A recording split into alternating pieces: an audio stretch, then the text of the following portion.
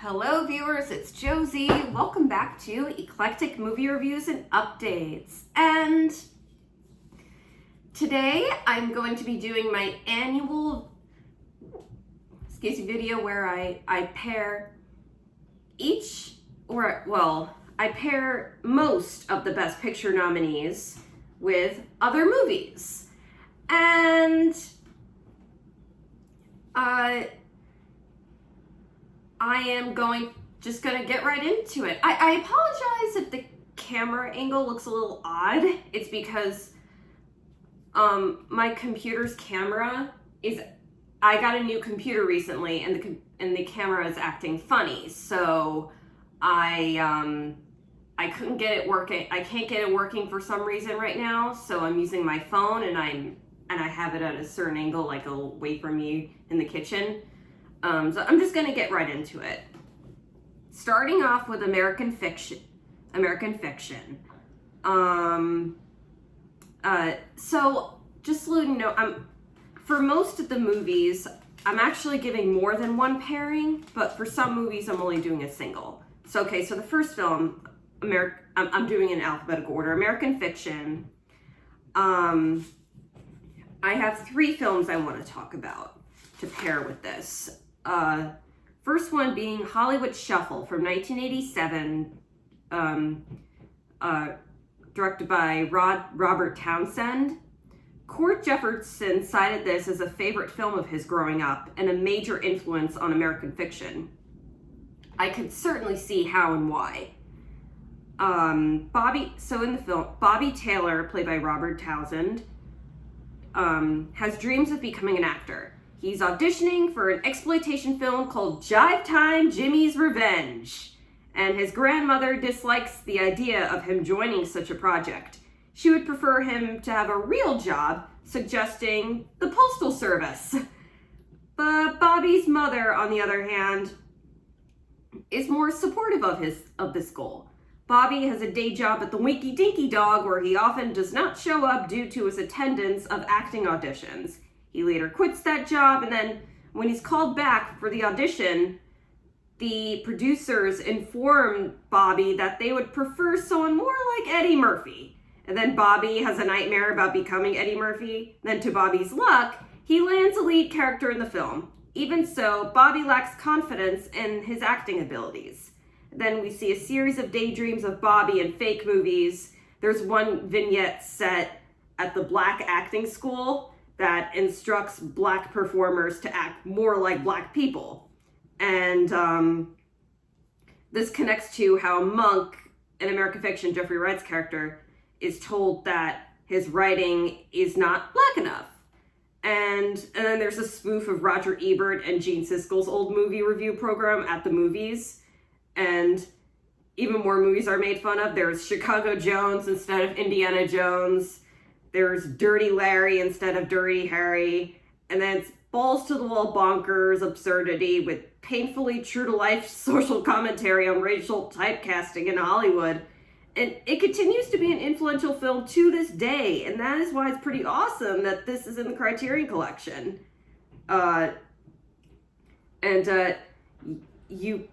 You can rent it for a few dollars on Amazon, and it is on the Criterion DVD and Blu-ray. And so I think this would pair well with American Fiction because they're both they're both commenting on what the choices of quote unquote Black stories, like what kind of stories that feature people of color are typically about, or in both in American Fiction, it talking about representation on the page, and then American Fiction does touch upon the screen as well. And then Hollywood Shuffle just completely makes fun of the film side of things. Moving on to sticking to the idea of what sells, let's go to the world of screenwriting and the studio system. And for this, the next pairing, I'm going to talk about The Player from 1992, directed by Robert Altman. So Griffin Mill, played by Tim Robbins, is a sleazy movie producer. He constantly gets threatening mail from a screenwriter named David Kahane, played by Vincent D'Onofrio. Then one night he has had it with the death threat, so he goes to track him down at a movie theater. It's a screening of The Bicycle Thieves. And then in a fight, Griffin accidentally kills Kahane by accident. And of course, nobody knows he did it. He goes to the funeral and he meets the screenwriter's girlfriend, and they sort of start dating. And this is a scathing critique of how Hollywood studio execs fall into the habit of playing safe and mostly greenlighting what they think will earn the most profit. It scarily rings just as true today as it did back then, especially with the writer's strike that ended a while back. And there's a great scene where the execs are together in a room and one of them holding a newspaper says, "Look, we don't need writers. We could come up with stories by looking at the headlines through here."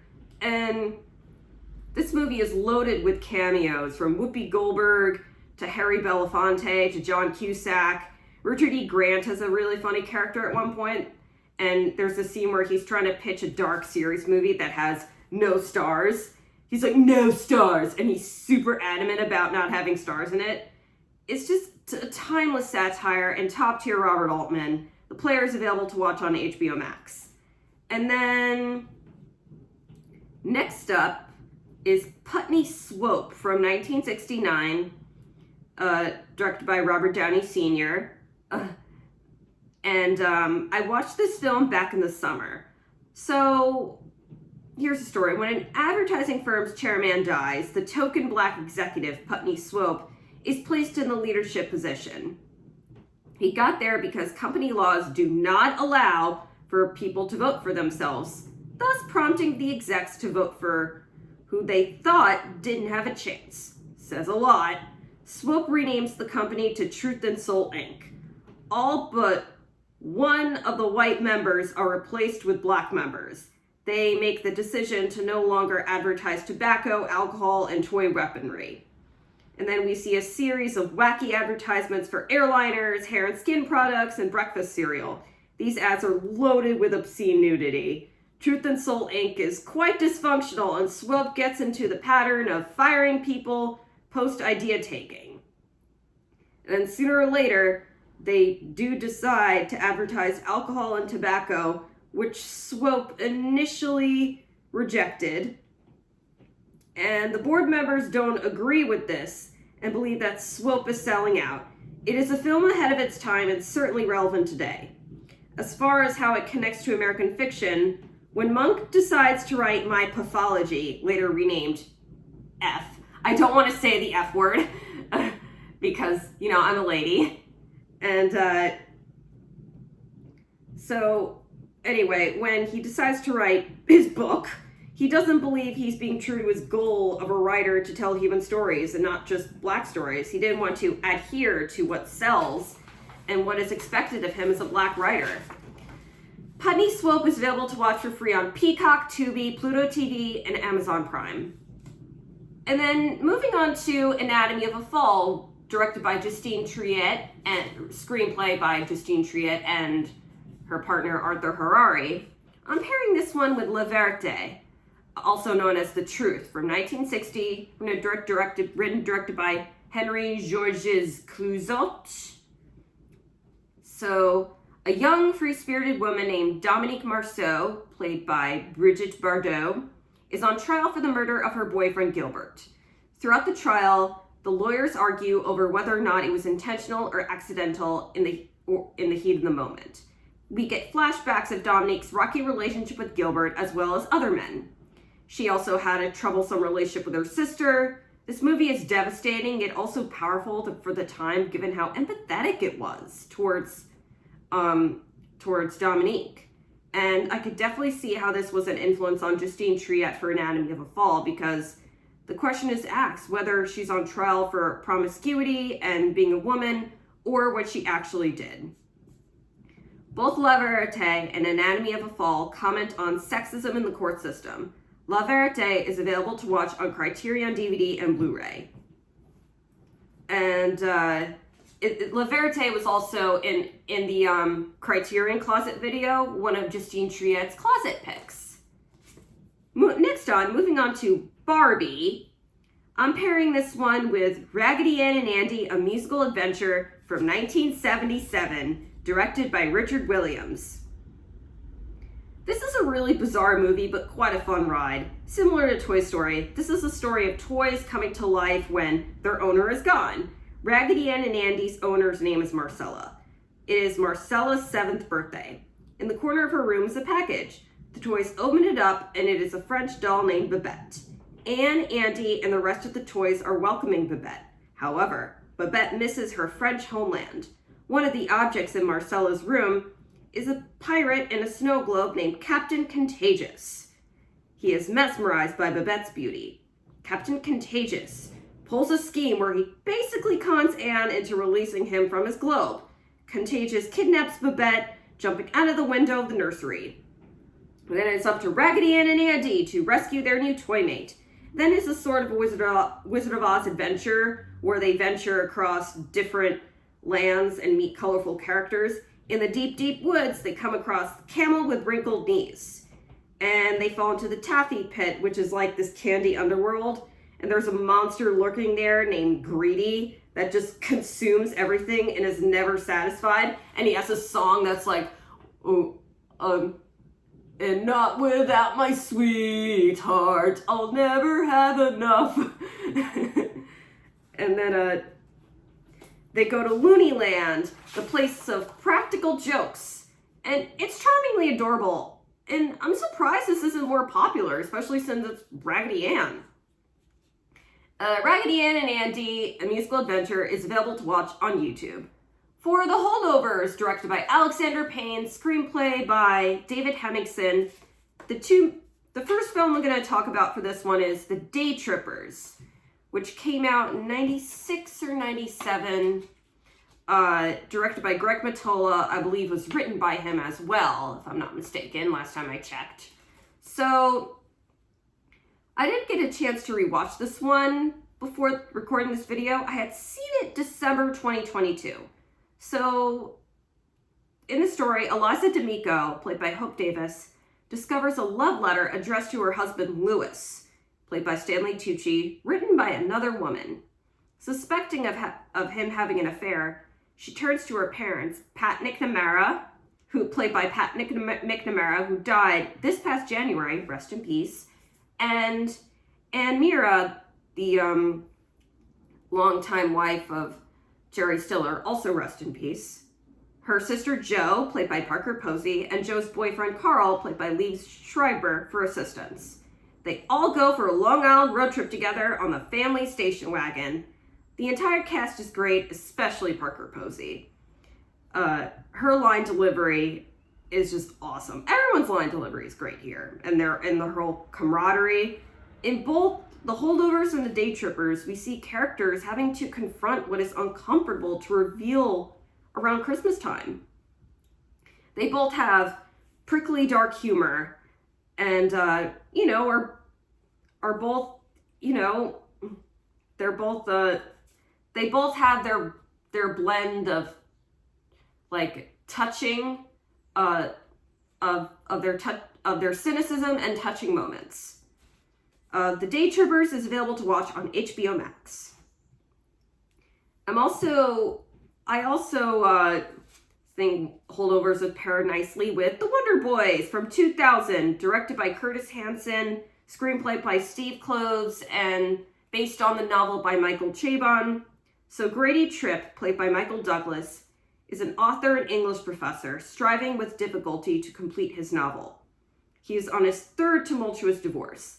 His lover, Sarah Gaskell, played by Frances McDormand, who happens to be the school chancellor, is pregnant with his child, but she's married to the English department head, Walter, and obviously Grady's boss/supervisor. His editor, Terry Crabtree, is played by Robert Downey Jr., and you can imagine Grady feeling the pressure from him. Robert Downey Jr. totally nails the dude, you gotta get this done aspect to his character. I mentioned this in my my first time watches video back in at like the 1st or 2nd of this month, actually. And then Grady procrastinates by smoking pot. In Grady's class, there's James Lear, played by Tobey Maguire, and Hannah Green, played by Katie Holmes. These two are both talented writers. Hannah has a room that she rents in Mr. Tripp's place, where she has an unrequited crush on him. James has a strange fascination with Hollywood suicides, and he has some mental health problems. Then crazy things occur. And even though there's still a warm charm to this movie, both the Holdovers and the Wonder Boys have witty screenplays balancing warmth and dark humor. Additionally, the teacher and the student help each other out. Both James Lear and Angus Tully come from dysfunctional families. Michael Douglas and Paul Giamatti help their students move forward with their lives in spite of whatever's going on at home. James Lear and Angus Tully point out to their teachers what they most need to work on in their lives. The Wonder Boys is not available to watch for free on any streamer. You can rent it for a few dollars. And it's also on DVD and Blu-ray. Try to see if it's at your library or get an interloan, like I say with all of my recommendations. Next up, for Killers of the Flower, Martin Scorsese's Killers of the Flower Moon. The first film I'm gonna talk about is Clear Cut from 1991. This is based off of a book called A Dream Like Mine by M.T. Kelly. A lawyer named Peter McGuire is unable to terminate a logging company's land clearing of a Native American reservation. As a result, a Native American man named Arthur, played by Graham Greene, amazing performance, wreaks vengeance upon those who allow this to take place. He holds hostage one of the logging company execs and the lawyer McGuire in the woods and punishes these men, intending to give them a taste of their own medicine. It's thought-provoking, upsetting, and complex. While Arthur's anger is 100% justified, his violent ways of going about teaching these guys a lesson is, like I said, morally questionable. I talked about this in my first time watches video 2 months ago. At the same time, there's a part of you that can't help but root for Arthur, and more than anything, although they're only present in the very beginning and the end, not to give spoilers away, you want justice for the Native American peoples, just like how you do in Killers of the Flower Moon. The cinematography of the forest is gorgeous, and not only does this film work, and the direction and the screenplay are done in such a proper, tasteful, respectful tone for such a subject matter, but also it's the editing that helps keep that in motion. This movie is a survival thriller, and it also knows when to slow down for the dramatic human moments. Graham Greene's performance is magnificent, and he's morally complex, and also sympathetic. Clear Cut is available to watch on Amazon Prime and Shudder. I won't give away the ending, but I thought of Killers of the Flower Moon because it basically hints that despite injustices, there is still resilience and moving on, and the beauty of nature. Next up, Finding Dawn from 2006, directed by Christine Welsh. This is a documentary, and it's a devastating yet powerful watch. It examines 500 disappearances and or murders of Indigenous women in Canada. There are interviews with families of women provided. You really see how heartbreaking this was for them by including them, yet it is done in a respectful way. The sad truth is that the Indigenous women still go missing and get murdered to this day. Admittedly, I teared up watching this. Nevertheless, director Christine Welsh highlights the resilience of Indigenous women moving forward with their lives and standing strong with pride for their heritage and, speaking up, asking for justice. Finding Dawn is available to watch on Amazon Prime and YouTube. For Past Lives, written and directed by Celine Song,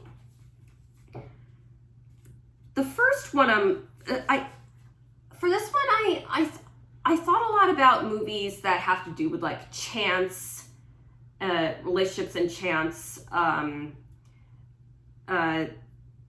the right place, wrong time, or wrong place, right time, And the first film I thought about, I mean, it's not going to be I'm not going to talk about, I thought about Makoto Shinkai's 5 centimeters per second.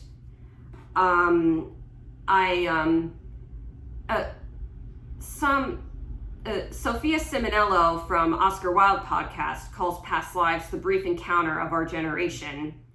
And another David Lean film that I think could pair well with Past Lives is The Passionate Friends. But I'm not going to talk about that either. So the first film I'm gonna pair this with is Comrades, Almost a Love Story from 1996, directed by Peter Chan. So someone else wrote the screenplay. Forgive me, I didn't look at the names of all the screenwriters for this video, but I'll try to do that more next time. Okay, so in the story, Jiao Jiatan, played by Leon Lai, is new to Hong Kong from the mainland. He intends to make a certain amount of money so that he and his girlfriend can marry. In Hong Kong, Leon Lai's character befriends a McDonald's cashier named Kyo. I don't know how to pronounce it, but it's spelled like Qiao, played by Maggie Cheung. Their friendship blooms into love, and it is clear that these two are destined to be together. Similar to Past Lives, it's a right person, wrong time situation. And throughout Comrades, you see the two leads in situations where they have chances of getting together, but ultimately miss out until they just can't anymore. And the narrative is constructed and the characters are written in a way that you root for them. And personally, now that I've grown wiser, I don't see their missing out at all. Rather, they need time apart to grow as individuals so that they can have a stable foundation for a healthy relationship when it finally happens. And you're like, yes, oh. And I think this gives the film grounded optimism.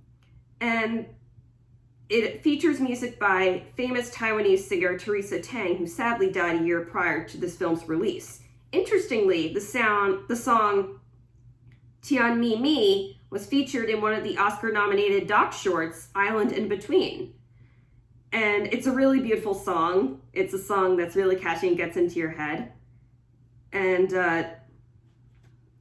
it's a really sweet movie, and it extremely underrated romance and Hong Kong film. I want to thank Elra Kane for bringing it up, for talking about it, and because they programmed it at the New Beverly, I think back in February or March. It was February. I think they showed it for like Valentine's Day period. So yeah, Comrades, Almost a Love Story is available to watch on YouTube for free. Criterion, what are you doing? Put this out. Or any other label. So the next pairing for Past Lives is 3 times from 2005, written and directed by Hu Xiao Xian. This is a collection of 3 love stories starring Cheng Chen and Shu Kui, each set in different time periods. The first story, A Time for Love, is set during the Cultural Revolution in 1966. In this one, they meet and fall in love while playing pool. The second segment, A Time for Freedom, takes place in 1911 when Taiwan was controlled by the Japanese. Shu Kui plays a courtesan residing in the brothel who's also a singer. And she has hopes of becoming Mr. Chen, Cheng Chen's character here, hopes of becoming Mr. Chen's concubine and being freed from the position she's in. Mr. Chen is a frequent customer who's a freedom fighter and a writer who often travels. Although Mr. Chen does love the courtesan, he denies her request of making her his concubine because he does not agree with concubinage. And the last story, A Time for Youth, is set in 2005. The story centers around an epileptic woman named Jing, who's in a relationship with a woman, and then she meets a photographer named Zen, played by Chang Chen, and they start a romance. Connecting this to past lives, you can make the argument that these characters are all reincarnations of each other, and it's a really fantastic movie. And I don't know why it's not talked about more. It's beautiful cinematography, beautiful love story, amazing performances from both Chang Chen and Shu Kui, and the writing is top notch.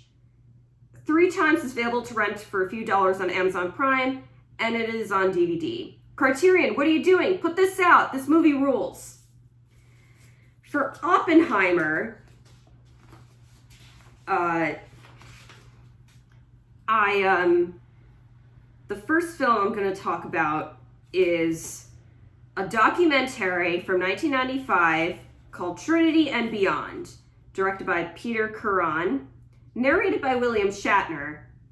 This is a historical account of nuclear weapons from the 40s through the 60s. This includes newsreel footage and even unclassified test footage. Interestingly, this was the first film to feature nuclear test footage. And what's fascinating here is that it doesn't just cover the politics at the time, but also like the business side of things, stressing how so much of war is about money. I mean, it does tie into politics. And this is one of the best documentaries ever made. I know there's a DVD. It might be available to watch on Canopy. If I'm not, I could be wrong, but, and then you can rent it for a few dollars on Prime. This would be perfect for a Criterion release, or even in Indicator or Eureka. And next up, Failsafe from 1964, directed by Sidney Lumet. This is a nuclear war satire that also serves as an anxiety-inducing thriller. After subsequent technical errors, a group of people accidentally launched the demolition, a group of men accidentally launched the demolition of Moscow. The unnamed president, played by Henry Fonda, is put in a position where he must race against time to put a halt to the bombing. Both Failsafe and Oppenheimer show the dangers of politics and nuclear weapons mixing. Both films also show America's extreme fear of communism at the time and the directions the US went through to not have communism happen locally. In Failsafe, it is a fictional scenario, but there is truth to it, and they end on notes.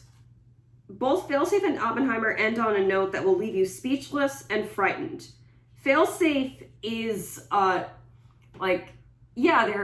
are moments of levity because it points out ridiculousness, but it's also very dark. Failsafe is available. I think you can watch the whole thing on YouTube, and there's Criterion DVD and Blu-ray. So Failsafe, definitely worth the watch. Thought-provoking and still relevant to today. Also relevant to today. I'm going to talk about it's an animated short. Well, it's 22 minutes long. It's something my brother and I used to watch when we were little, and that is The Butter Battle Book from 1989, directed by Ralph Bakshi. This is based off of a Dr. Seuss book, and Dr. Seuss wrote it during the Cold War period, intending to spread an anti-war message. In the story, there are 2 groups of people, the Ukes and the Zooks. They're separated by a wall. The Ukes wear blue and the Zooks wear orange. Orange is not red, but it is still clearly obvious what Dr. Seuss was going for. The Ukes butter their bread upside up, while the Zooks butter their bread upside down. And the war is basically over Which side of the bread is better to butter on? On paper, it sounds really silly, but it's satire, and both sides come up with goofy inventions to destroy each other. And the ending is pretty dark and gutsy for something with children as the target audience. And interestingly, the original book was censored in certain schools. Somebody wrote on Letterboxd, Stark Industries weapons department found dead in a ditch. Watching this again, I couldn't help but imagine Cillian Murphy as a Dr. Seuss character building some sort of weapon for either the Ukes or the Zooks. While Strauss accused J. Robert Oppenheimer for being a communist, given Cillian's blue eyes, I have to imagine Cillian Murphy playing a Uke. On Dr. Seuss's birthday, March 2nd, I asked my brother which filmmaker would you like to see do a Dr. Seuss adaptation, and he said the Butter Battle book, directed by Ridley Scott. And then he added that, because he was talking about the Butter Battle book, and he mentioned, seriously though, who would butter their bread on the bottom? So, also, a Christopher Nolan adaptation of a Dr. Seuss book would be so mismatched, but yet it would be so funny to see. Somebody else wrote on Letterboxd, who, Christopher Nolan? That big silly goose? My nuclear fable is Bakshi and Seuss. So those are the pairings for Oppenheimer. For Poor Things, this is interesting because on Friday, actually, I was on the Piecing It Together podcast with David Rosen, and I did an episode on Poor Things where I connect. It's a podcast where they take a new movie and try to figure out whether the movie's inspired it. And I don't want to reveal all of those for those of you, I recommend giving a listen to that episode, but I'll talk about one of the movies. I talked about this movie on this channel before, so I won't do a full summary. Anastasia, 1997, directed by Don Bluth and Gary Goldman. They're both both Poor Things and Anastasia are both sort of Pygmalion stories with women navigating the world around them dominated by men. In both films, the female lead is part of a trio with an older man and his young assistant. Also, both women have amnesia about their previous lives. Anastasia and Bella Baxter are both basically Disney princesses. Poor Things is a Searchlight film, and long before Disney bought Fox, the short-lived Fox Animation Studios had Anastasia. And a film that I didn't bring up on the Piecing It Together podcast that I think would be worth mentioning is Sophie's Place from 1986, directed by Lawrence Jordan. This does not follow a traditional narrative. So over the course of 5 years, Lawrence Jordan put together this film using hand-cut-out paintings. Following a dream logic structure, Sophie's Place centers around Sophia, the Greek goddess and Gnostic figure of wisdom. It's truly inventive animation. It's definitely not available for everybody, but it's worth mentioning as a pairing for how it depicts female self-actualization and illustrates female psychology in illustrated form. Sophie's Place is available on YouTube. And lastly, for The Zone of Interest, written and directed by Jonathan Glazer, loosely based on the novel by Martin Amis. Okay, so when I first heard about The Zone of Interest, I immediately thought about the I'm going to talk my first pairing with The Zone of Interest is it's actually an article. Well, it's a piece of history. I thought about I have the original article right here, the Kitty Genovese murder in 1964. And for those of you who do not know, Kitty Genovese was a 28-year-old woman living in Kew Gardens. She was raped and stabbed, she screamed, and people in the neighborhood heard her cry for help. However, nobody came to assist her because there was a diffusion of responsibility. They just assumed that other people would help her. and tended to their own business. This incident has been studied by psychologists for years. It's brought up in countless psychology textbooks describing the bystander effects. And throughout the years, there's been some debates over the actual credibility of the article. Even the New York Times, in 2016, even the New York Times themselves admitted the exaggerations went for in the piece with regards to the presence of the witnesses. I'm connecting this to zone of interest because these are both cases of people living their own lives without not paying attention to those who are being tortured around them. And next up, I am talking about the next pairing. It's fitting to bring this up because of Dune Part 2. Denis Villeneuve's Polytechnique from 2009. This is a dramatization of the École Polytechnique massacre at the École, I could be pronouncing it wrong, Polytechnique School in Montreal in 1989. The story is told from the point of view of two students, Valérie and Jean-Francois, but we get into the point of view of the shooter as well. And what drives the killer to do what he does is his hatred of feminists and feminist movements. Denis Villeneuve tastefully helps you understand the psyche of this perpetrator without excusing his actions. Both Polytechnique and the Zone of Interest have fly-on-the-wall approaches for telling the stories of the tragic massacres in history. It is gut-wrenching, but also respectfully human. It is even more scarily relevant today with mass shootings sadly becoming a common occurrence, especially ones that are agenda-driven, like for the shooter here.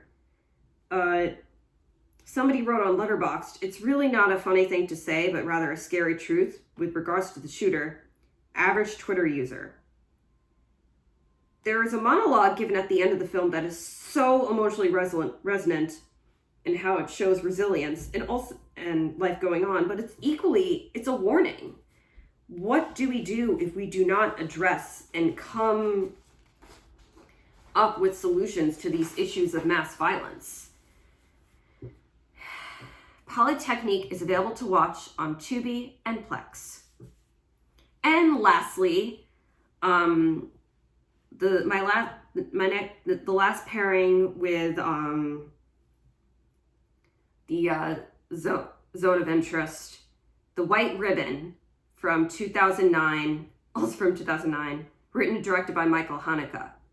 The setting is a small German village in pre-World War I. The story is narrated by an old tailor who used to be a school teacher in the village. In the film, he's played by Christian Friedel, who's actually who is in the Zone of Interest. And the village is one dominated by the local baron, the pastor, and the doctor. To say that they abuse their power is not an exaggeration.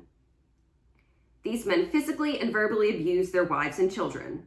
The title, The White Ribbon, refers to the white ribbons which the puritanical pastor orders the children to wear as a symbol of pure innocence as opposed to the trouble they have been getting themselves into.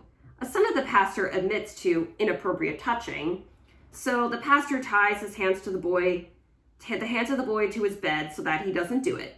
The widowed doctor is seemingly friendly with the children, but in secret he is having a sexual affair with the village midwife. And not only that, he's sexually abusing his own teen daughter. And the school teacher and the Baron's nanny, Eva, played by Leonie Benesch, who's in the teacher's lounge, meet and fall in love, and they actually have a really sweet romance. A sequence of odd occurrences happen. I don't want to be too specific, but let's just say there are strange disappearances and deaths. It is heavily implied that the children are the ones orchestrating all the crimes. More importantly, there is a heavy implication that these children will one day grow up to become Nazis. The school teacher suspects this. In a way, he is the audience surrogate. The film was shot in beautiful black and white. It almost looks like you were looking at a series of photos from a photo album back then. This is one of the scariest movies I've ever seen that are not classified as horror. Somebody wrote on Letterboxd, I swear this is just The Omen in a realistic package. Another wrote, "Take care of your kids and give them all the love in the world or they'll become Nazis in the future." What's so brilliant about the screenplay is that every line of dialogue is important as it hints at this. There's one scene where a kid is holding up a bird named Peepsy and he asks his dad about taking care of it and keeping it in a cage. We all know what that enclosure foreshadows. And it's ugly. And even though the events themselves that take place are not supernatural, they have a creepy, unsettling feel to them.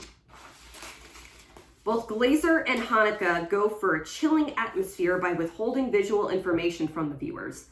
Additionally, they both make you feel as if you're eavesdropping on the characters. Overall, what both films explore and question is, where does evil, or rather acts of evil, originate? Studies by psychologists throughout time have noted that people who are abused can become abusers themselves. But of course, it's not a given guarantee, of course. In both films, we see the effects of indoctrination. In The Zone of Interest, the Hosses follow the footsteps of Nazi ideologies because that's what's considered normal for Germany at the time. In The White Ribbon, the grown-ups bombard the kids with religious ideology. And while on the note of normalization, the children learn from their parents' abuse of them, that such authoritative actions are normal. Both The White Ribbon and The Zone of Interest make macrosmic societal commentary on a microcosmic level.